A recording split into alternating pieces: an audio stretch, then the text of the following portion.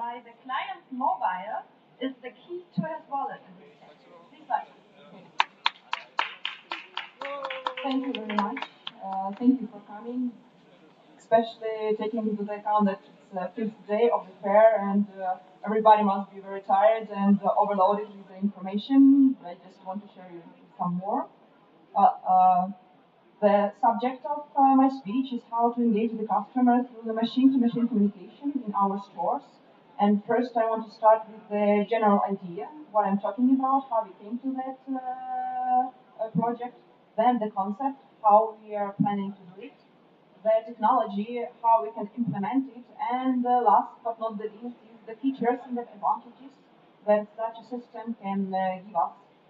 Uh, we start with the most basic thing that we now have in our pockets, it's our cell phone, and the penetration of cell phones nowadays is really staggering and is going to be even bigger.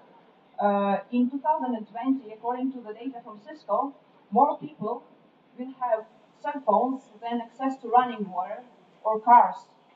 Can you imagine that? That in 2020 we are going to have a different set of priorities. We'd rather have a phone, a smartphone, a possibility to communicate and to entertain than having a proper water supply in our houses. So if we talk about the technologies right now, they are very good. They make our life easier, especially when they work and when they are simple and they when really then we can really implement them into our life. At this picture, we can show the New York City in 19,000, and there is only one car around a bunch of horses. And I'm pretty sure that the perception at that time was that the car is a noisy, dangerous thing made of metal, which exhausts a lot of fumes and is not going to have a long life. Just 13 years earlier, there is only one horse around the bunch of cars, because suddenly we saw that the cars are good, they are efficient, they make our life easier and simpler. We don't have to feed them, we don't have to have a lot of hay for our yachts to provide them with the fuel. And it took only 13 years to have a complete transportation. The only difference between the technologies now and then is that we don't have the luxury of 13 years because the technologies really they're moving much faster than they did at that time. And implementing them is I don't think it's a matter of age or generation that we now talk about that there is a generation Z that is very the big fan of technologies or older generations that are not. I really love this picture. That's actually my grandmother and my niece. They are 78 years apart, and they both like their iPads. So with my grandmother, it's a really good example because we tried to give her a lot of good stuff, which we thought is really nice. We gave her a blender. She never uses it. We gave her a meat chopping machine. She never uses it, though in our imagination, it must have made her life simpler, but it didn't, so she didn't use it. But when we gave her an iPad, it gave her a lot of advantages. She can now communicate with her sister in another countries, or with her friends, or with her niece, who is, by the way, living in Düsseldorf, and it really made her life easier. That's why she uses it. So our point is that technologies, which I'm working with a lot right now because I'm switched to the other side from the user of the technologies to the developer of them for a year ago. The technologies, when they make our life easier, it's not a matter of convincing people to implement them. They go into our life by themselves.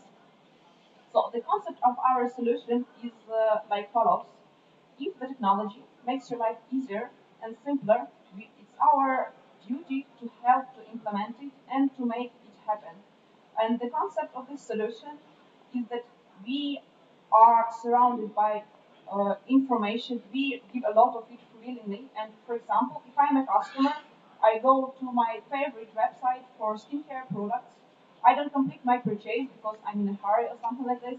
And in half an hour, I get an email saying, I think this should be yours. You didn't complete your purchase. Maybe you forgot, and we really care about you. We want you to be happy from our service. And in this case, I understand that it's a machine sending the message. But anyway, I'm happy. I feel cared. I feel important. I feel that I matter. example is that I usually shop in a brick and mortar store on my way home, and 2 to 3 times a week they send me messages with discounts for the products that I really use. And I like it because usually it comes in time. It's a discount that I would really like to have. I feel important, I feel cherished, but sometimes I really feel followed because where is this limit when you stop being nudged to make a purchase and you start being nagged to do it? Because the difference between nudge and nag is really, really small. And I think if we talk about each of us, this limit is really on very different levels. I don't have a problems with the messages that arrive to my email when I forgot to complete the purchase.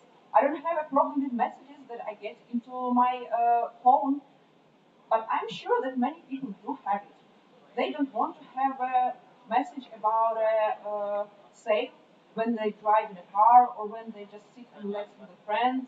And actually, I got a message 15 minutes ago, and theoretically, the machine that sends them, it should know that I'm actually not at home. I'm in Germany, and I'm not going to go to the store and use a promo that is limited to 24 hours because I can't and I won't.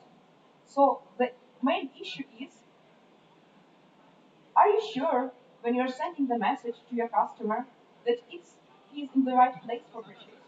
Maybe he's in Germany at the conference making a speech and is not going to buy a dishwasher machine detergent. Are you sure that it's the right time to send a message? Maybe I'm not going to go to the store because I was there yesterday or the day before yesterday. Are you sure that your message is in the right context? You can know if I am a girl or a boy because I have your loyalty card and I gave you my basic information, and you're not invading my privacy if you are not sending me, for example, messages about the diapers or pet food, because when I applied for a loyalty card, I gave you information that I am a girl who doesn't have kids and who doesn't have pets. So, and are you sure that the message you're sending to me is relevant and I'm interested in it? And are you sure that I want to have 5 messages a week, or maybe one is enough? Or maybe I can get 5 messages a day and I'm not okay with that. So, the main point is that those messages, they really must arrive in time and they really must be relevant to me as a consumer. So, the technology that we are trying to implement for this solution is nothing new. It's beacons. I am sure everybody is familiar with what it is. It's a small transmitter that can be adjusted to a different length of transmitting. And for making it work, you just need 3 things. First, you need a beacon by itself. Second, you need an application that can read them. And third, you of course need a cell phone. And it works very simply. Simple. For example, you have a store. You have several areas in it, and you can install a beacon at each area. For example, there is a health and wellness area, household goods, fresh vegetables, beverages, and depending on the area, you can install a beacon and send to a phone messages that are relevant only to this area. It's also, you can adjust the type of messages you send. It can be a promotion for product. It can be introduction for new products. It can be a charity cause. It all may vary, but there is a small limitation of this technology because of how beacons work. Well, actually, I'm sure that everybody thinks that it's not something new. We have seen the beacons. I'm sure that many of the stores we are visiting already have them. Well, time for a smart wall is not the idea that matters, because we have so many ideas now and they come at the same time, and no idea is unique right now because we all live in the global world. We have the same access to technologies, and well, if you think your idea is unique, you haven't yet Googled it because somehow we are sure that it's already on the market. And this quote comes from a very reliable source that I really trust. And I'm sure that it's not his quote, but quotes also stop being original. That's just like the ideas. So the limit of the beacons is like follows. That's how they work. If you have a beacon, you transmit the ID of the beacon to the phone via the Bluetooth connection.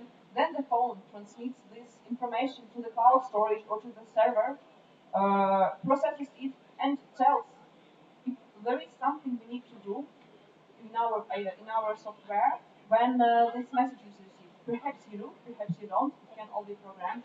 But the problem is exactly that you have to have a Bluetooth on when to make the beacon store. At this fair, we had 8 transmitting devices installed. It's a smart fridge that controls the condition of the compressor and sends information about this to the service. It's a smart shelf that counts the stock and sends the information to it and to the sales department.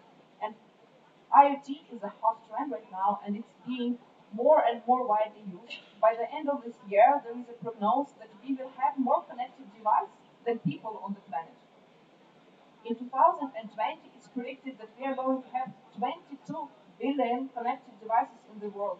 And if you enter the shop, I'm sure there is at least 10 pieces of equipment there that sends an information, sends the signal. Usually it's Wi-Fi.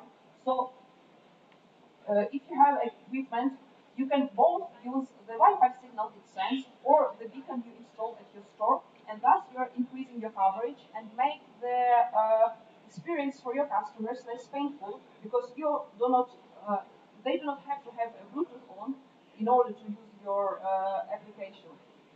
So basically, the picture remains the same, but instead of the beacons, you are using the existing infrastructure that is already there, that is already in your stores, and is going to be even wider and wider implemented. So you can cover that the message you're sending it comes in the right place because the customer is at your store already. It comes in the right time because of the same reason. It comes with the right context because you're going to send the message about the pet products at the pet store, or you're going to send a message to the health about the beauty products in the beauty department. And also, if your customer is using your loyalty application and has allowed you to see the basic information about him, you can send him a message that is relevant only to him. For example, if I drink beer, I may be interested in getting information about the beer promotions. But if I'm not, then the system can ignore me, and it's also really good because it's a difference between nudging and nagging. If you nudge a customer, he is happy. If you nag, you can lose him. And it's about keeping the loyalty of the customer, even if it means that you're not going to send him any message because he's not interested in them. The features that you are going to get with such a system, they work both ways. First, you have to be sure when implementing the system that you are ready to it. Many projects with beacons fail because they do not meet 3 criteria. First, they are not secure. They are the systems that violate the privacy code. Second, they are not integrated. For example, if you have a CRM system with the knowledge about your customers and a beacon system is remaining just a separate one that doesn't work with the rest of your software or with the rest of your system, you won't use it efficiently. And third one, you must really know that you can benefit from the project because if you don't, you can't just take something and use because it's a cool technology because later you're going to be disappointed and after such a disappointed you're going to be less prone to adopting new technologies next time because you will have a painful experience that you had the previous time. Features that two main features I want to talk about right now is the first one is about the loyalty programs that you can easily implement and integrate together with such an approach. You don't have to carry a card in our box anymore because mostly retailers already have an application that replaces the plastic card, so you can expand its features. You can give information about the promotions and about the sales that must go and are to go exactly to the customer. You can also have an integrated list of shopping, and if I fill it in and go to the store, I can have a route, a map of my visit to a store, and go to the aisles that I'm interested in. Okay, we all are aware that walking in the store is a guarantee that we are going to buy a bit more than we are having in our shopping list because we pass a lot of aisles with the shop, with the sale promotion items, with the sales, or simply with the items we don't need right now, but like, they are so delicious. So by the same way, we can make a route for our customer that goes into departments that he didn't list in his list, but he may be interested in. So this way you can lead the customer. And if he doesn't buy anything extra, it's okay. It's again about keeping the loyalty of this person because if he doesn't want to buy extra, anyway he won't in fact force him to do that. And last but not the least, that with your loyalty application, if there is some problem, you can address it at once. Everybody knows that if we are happy, we are not always sharing it. I don't know how many of us goes to the complaint in the store and to say, hey, the lady at the cashier desk number 26 that I saw today, she was so friendly. She was so good. I want to thank her. But if there was a negative experience, I'm pretty sure that most of us will go and say that we didn't have a good experience with this shopping today. But by this, having the loyalty program, we can track if our customer is unhappy. For example, because he had a product listed but he didn't buy it, or simply because we can have a button to complain about the product, and then we can solve the problem at once before the customer leaves the store, which can be also very important. There is even extra feature here that this program it can learn. Okay, maybe we do not have much information about the customer, but tracking his or her purchases, we can find out about his preferences. What kind of products I like? Do I buy vegetables often or less often? Do I buy household items often or less often? Also, we can track and predict his needs. For each person, they are very different. So maybe I would prefer to have more expensive products but of higher quality. Maybe what I want to have is a price for money. Maybe what I want to have is just to have a good product for a decent price and nothing else. Also, we can track if the customer is reacting to our push notifications. If he does, it's good for us. Then we know that we can nudge him a bit more. But if he doesn't, it's okay. We can leave him alone. We can just let the customer go to our store, do his shopping, and do not send him any information about our promotions because we know that he's not interested. Because at the end, to make a summary of it all, at the end, the only person that matters is our customer. It's all of us because we go to the shops and buy. It's our clients because they use our systems. And at the end, their happiness is the only thing that matters because it's them who pay for all of us. Thank you very much. Thank you very much, Olivia. Are there any questions from the audience? Then I start with questioning you. You used very many pictures and quotes from Henry Ford. Yep. There's one other quote that I know of him. He once said, if I would have asked the people what they want, they would have said, pass the horses. Yeah, that's right. So sometimes the customer cannot know what he really wants or what he really needs to make his life easier or better, like Henry Ford invented the production system. Do you have an idea how your company and how your services can help the customers with something that they don't already know what they want? Well, in this case, our point was to ensure the painless journey of customer in the store and to have just the right information and in just the right time. We have several projects for retail. One of them is not addressed to the customer directly. We have remote monitoring of equipment in the stores, cooling and freezing equipment that ensures the right quality of product storing. So this is one thing.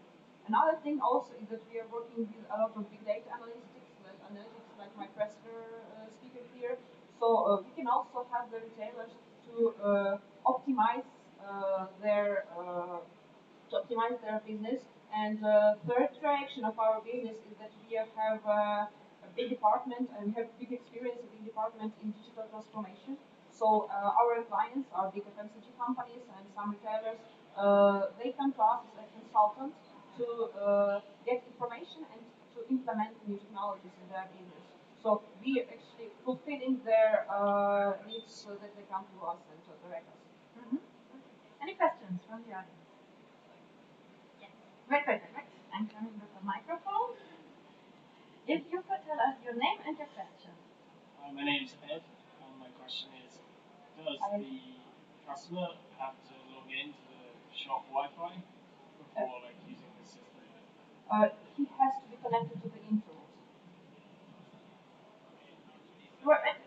Sorry. So how do you incentivize the customer to connect to your store Wi-Fi so that they get the benefits of this program? You do not have to be connected to the store Wi-Fi, but you have to be connected to the 3G internet because the system works just like beacons. That first you get a signal from the device, IoT device connected to your store, then the phone sends the application, the loaded application sends the message to the cloud server, and then processing this message, we can understand and what we should do as next step, send message or not. But without this connection between the phone and the cloud server, it won't work. Yes, and you know.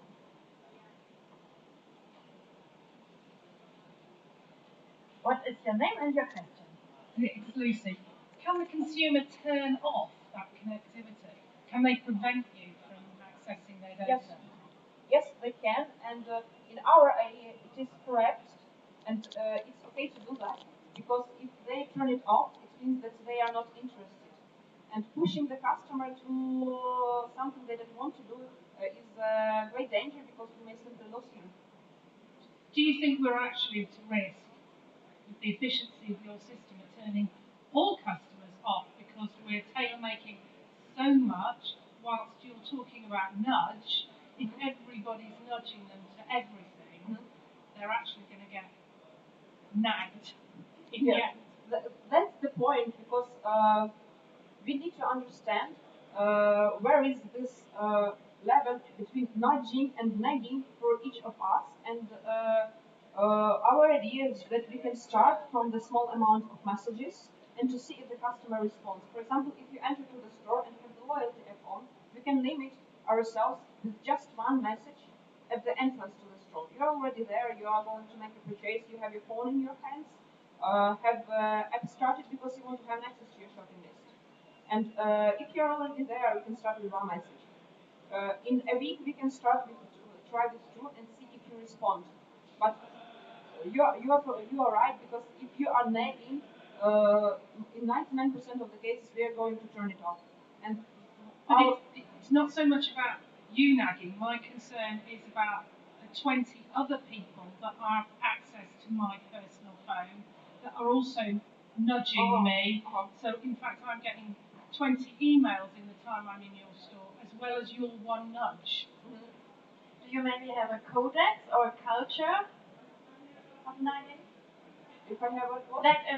Like if everybody who uses this technology would agree to a codex or a culture, like we do it like this, but we will never do it like that. Like the press has a codex, we will never like a code of conduct. You mean? Exactly. Ethics code. It is doable, but the thing is, this technology is just at the beginning, and there are not so many people who are implementing it or ready to implement. I'm sure that the situation is going to turn 180 degrees in like 5 to 10 years, when we have a lot of new generation coming, which are more prone to using these technologies, and the market will be more mature and will accept this technology more. So in future, we may say and agree between us that we are going to say send no more than 3 messages to each customer in our store, or 20 in a week. But on the other hand, we cannot have any influence on another people who, as you say, nudge you, because we cannot influence how many messages you get while you're being at the store. But for example, we can try and follow up this as well. And if we see that you have a lot of information overload during your being at the store, then we can send messages because we understand that you're already busy. And it's the point of the system learning. You can start with small things, and then you can grow as you collect more and more information about the customers, about the behavior, about seeing what age and what gender responds best or worse to such kind of thing. Then we can work with it. But without having a data, it's very complicated. So that's why I think that you must start small, try it bigger, and then see where it goes.